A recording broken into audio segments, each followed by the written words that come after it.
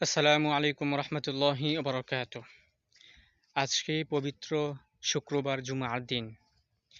আল্লাহ রব্বুল আলামিনের নিকট দোয়া করি, আল্লাহ রব্বুল আলামিন যেন প্রত্যেকটা মানুষকে, প্রত্যেকটা জনগণকে তার উত্তম রিজিকের মধ্যে বারাকাহ দান করুক এবং যারা দুনিয়া থেকে বিদায় নিয়েছেন আল্লাহ রব্বুল আলামিন তাদেরকে জান্নাতের উচ্চ মর্যাদা জান্নাতুল ফেরদাউস নসিব করুন এবং বিশেষ করে যারা প্রবাসে আছেন আল্লাহ রাব্বুল আলামিন যেন তাদেরকে তাদের ন্যায্য মূল্য তারা যেন সেখানে আদায় করতে পারে এবং তাদের সর্বোচ্চ সুস্থ রেখে তারা যেন তাদের নিজের কাজকর্ম করতে পারেন, সেই দোয়া আল্লাহ রাব্বুল আলামিনের নিকট করি।